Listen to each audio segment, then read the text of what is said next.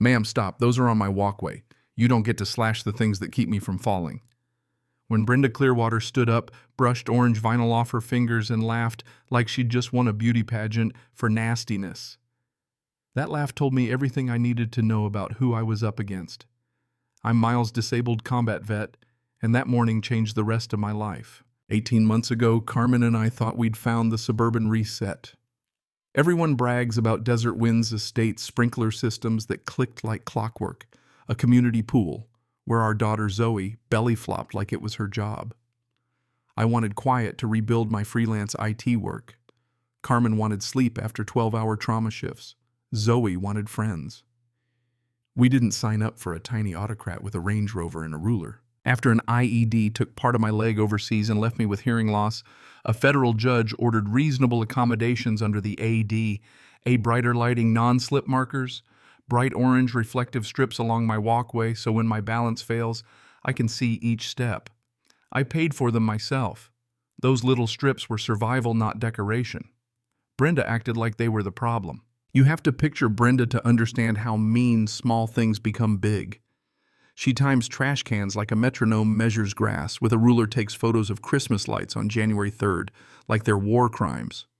Dale Pinkerton, her VP, likes fee loopholes enough to get turned on by spreadsheets. Judy Whitmore traffics in gossip and perfume. Together they turned HOA governance into a small, efficient cruelty. At first it was normal HOA nonsense, a notice here, a $60 fine there, but then mediation failed and the federal judge issued an order to install the accommodations immediately. Losing in federal court should humble most people. Instead, Brenda picked up a box cutter and started carving my markers to shreds.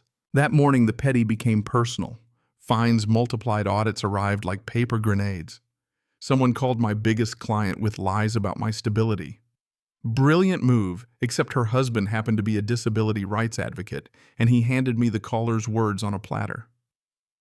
Neighborhood waves turned into sidestepping kids were told not to play with Zoe, and rumor replaced neighborly conversation. The air tasted metallic with stress. Here's the thing: when someone decides to terrorize you, documentation is your friend. Arizona's one-party consent law let me record conversations, and I recorded everything. While Brenda rallied signatures on a petition to try and nullify federal orders, a legal non-starter, I built a digital vault, timestamps, calls, doorstep confrontations. Some neighbors signed from panic. A few started whispering that something smelled off. Tom Rodriguez, retired teacher, knocked on our porch with tamales and the kind of moral clarity that makes you feel not so alone. Mrs. Smith next door left jasmine cookies and stories of her own fights. Small kindnesses matter. But Brenda escalated.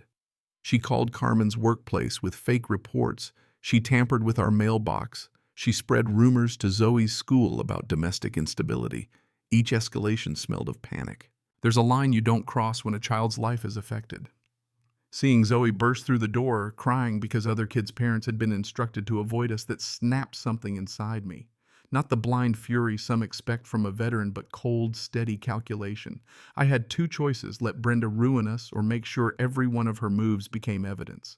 I chose evidence. Carmen turned out to be my secret weapon. She reads patterns the way a trauma nurse reads vitals. Small changes mean big problems.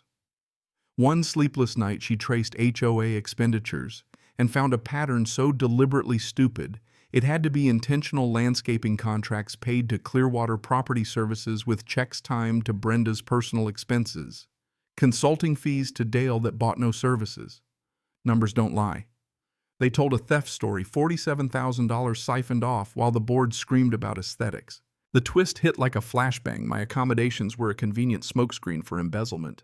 Every violation notice, every petty harassment became camouflage while Brenda drained the HOA treasury.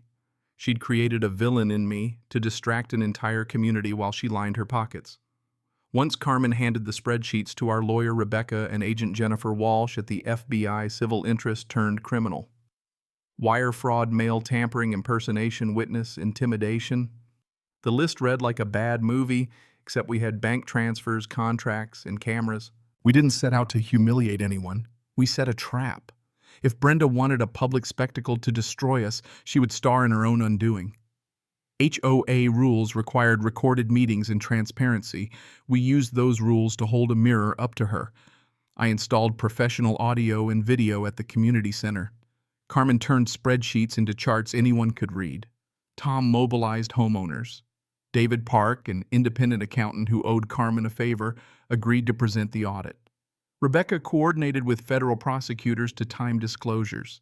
Everything was calibrated. On the night of the meeting, the community center was packed double the usual turnout. Brenda walked in like she owned the room. Slides cued security consultants staged like bad extras. She opened with the same act federal overreach ruined property values the dyed-in-the-wool line about protecting the neighborhood.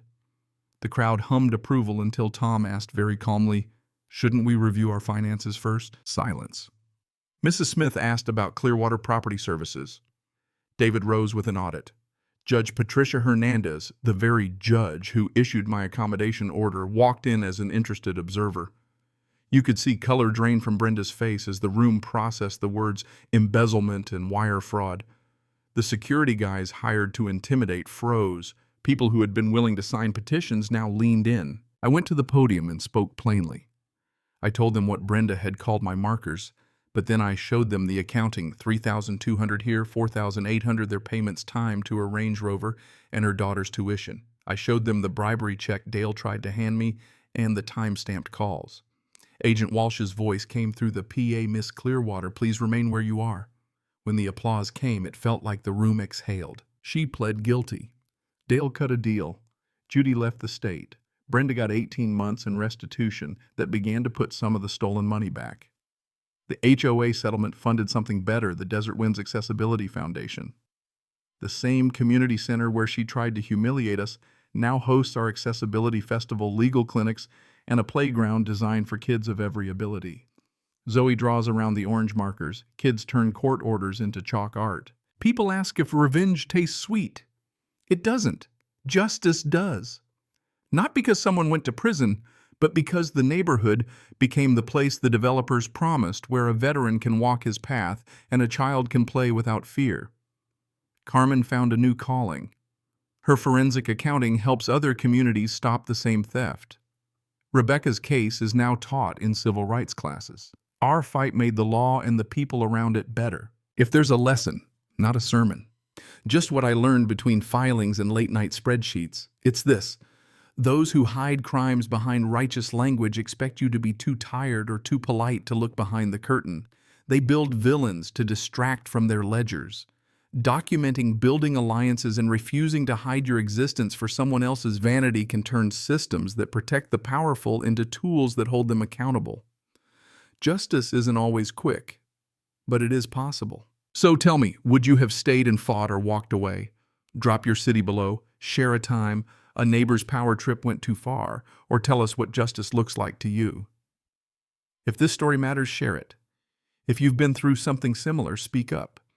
We built something from what they tried to break, and maybe your voice will help the next person do the same. Cảm ơn các bạn đã xem video. Cảm ơn các bạn đã xem video.